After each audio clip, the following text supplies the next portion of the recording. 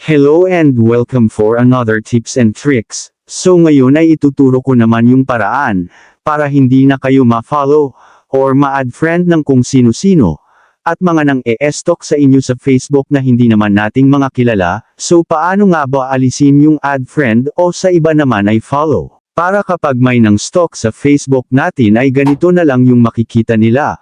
Wala nang follow o add friend. So kung interesado ka sa tricks natin ngayon ay make sure na panoorin mo ang video hanggang matapos, so let's proceed.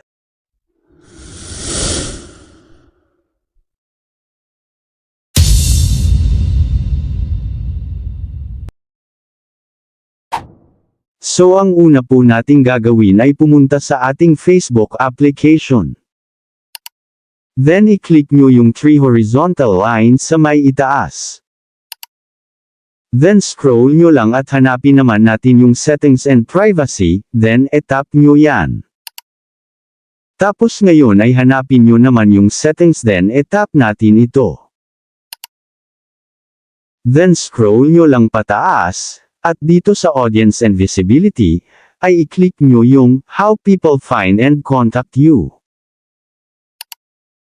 At dito sa ibaba ng your friends, ay makikita natin ang who can send you friend request. Naka-default po siya sa everyone, so i-click natin ito.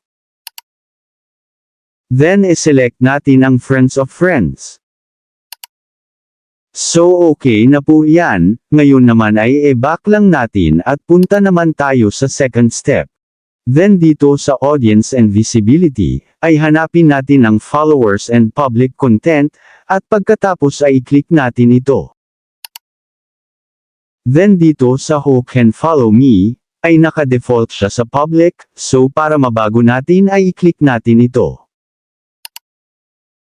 Then i-select natin ang friends. Ayan, okay na po yan, ngayon naman ay ipapakita ko sa inyo kung successful yung ginawa natin.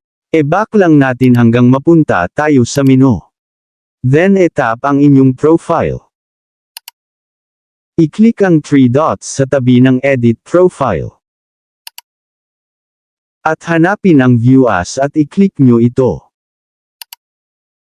So ayan, ganito na lang yung makikita nila once na may mang stalk sa Facebook nyo, wala nang nakalagay na follow at add friend, so hindi na kayo ma-add friend ng kung sino-sino, at mga nang e-stalk sa inyo sa Facebook na hindi nyo naman kilala. So para naman sa magtatanong, paano kung gusto nyo na uli ibalik yung follow, or add friend sa Facebook nyo? Back lang natin at pumunta sa homepage ng Facebook nyo. Then i-click uli yung profile or 3 lines sa itaas. Scroll up at i-click ang settings and privacy. Then click settings. Scroll up at sa audience and visibility ay i-click ang how people find and contact you.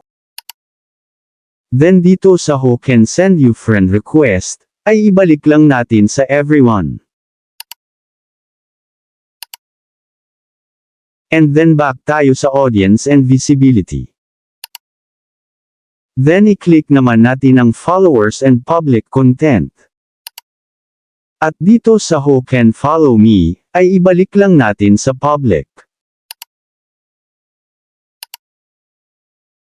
So okay na yan, ngayon naman ay e-check natin kung bumalik na yung follow or add friend sa Facebook natin. Back lang tayo hanggang sa menu. Then tap profile. Tapos ay i-click ang 3 dots.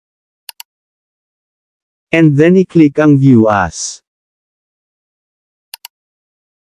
So ayan, bumalik na uli yung add friend sa Facebook natin, sa iba naman ay follow.